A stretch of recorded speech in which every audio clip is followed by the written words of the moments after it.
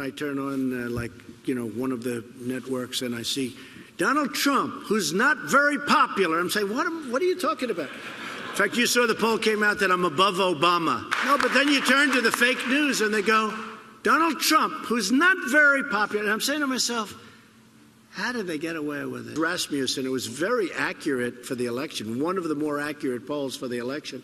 And you're in that category, and you get nothing but bad publicity. Now, it's fake publicity. From fake news to fake publicity, certainly indictment of the media has been central to both President Trump's candidacy and his presidency. Let's bring in Diamond and Silk, social media stars and Trump supporters.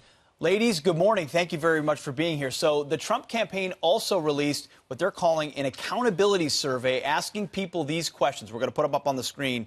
They say, do you trust the so-called mainstream media? Which issues do they do the worst job of reporting on President Trump? Do you feel they're too eager to slur conservatives? And do you believe they don't report on Democratic scandals? I would presume you agree with a lot of those, but this survey and this argument, is it resonating with the American people?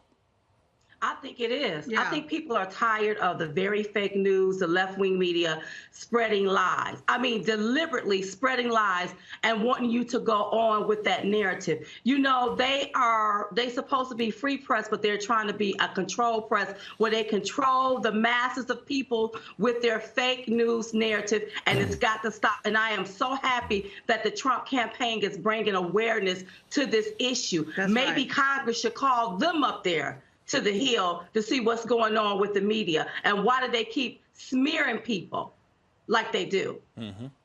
Absolutely. No, it's a real problem and something that's been addressed time and time again by the campaign. Well, speaking of the media, so there is a new report out talking about the White House Correspondents Association. They say it has now been exposed that it regularly spends 85% of their revenue on annual party, not on scholarships, what has mainly been known for. Are you surprised by this?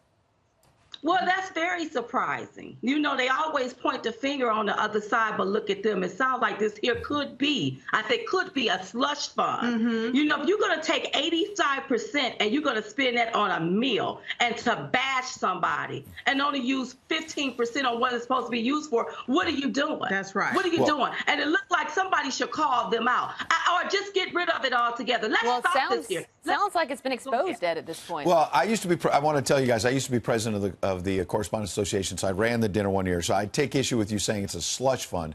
It's definitely not a slush fund. I was there. I saw accountability for it. But I agree with your general point that a lot more money should go to scholarships. I'm on record saying that. I was president in around 2012, 2013, and I think too much is spent on that dinner, to your point, and not enough on the money that we say we're giving to the next generation of journalists.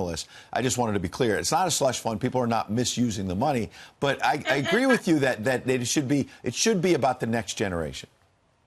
Absolutely. And notice, though, that's my personal opinion. It sounds like to me. Yes. But you know what? If you're going to have an organization that's supposed to help people with scholarships and use the money for that, but you're going to take 85% of it and use it for someone to eat and to bash someone, that's appalling to me. Well, your point is that it feels like the swamp. Like, we tell you we're all about the scholarships. We're all about the kids. They're always about the kids. But 85% of it is about our tuxes and our speeches and our fancy drinks. And that's the swamp for you. No, really. I mean, I'm not indicting Ed. I think he does great. He's done a lot of great work on that. It's just how it's viewed. I got to bring you to a third topic.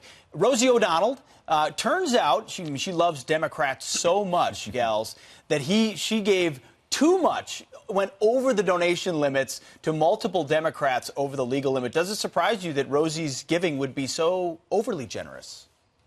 Well, what surprised me is nobody has called her out. Right. Like the Democrats. Where's Sheila Jackson? Where's Hank Johnson? Where's Hakeem Jeffries? Yeah. Where they at? To call her out? Where's the FEC to call her out about overly giving of this here money? That's right. So I find the hypocrisy so real and it's so unbalanced here. You know, if you're going to always hold a Republican accountable, you're going to have to also hold Democrats accountable too. No. And it's time to hold her accountable. So she used 5 different New York addresses, 4 different variations of her name. But to your point, I mean, how did this go missing for so long? I don't care what political party you're affiliated with or who you support.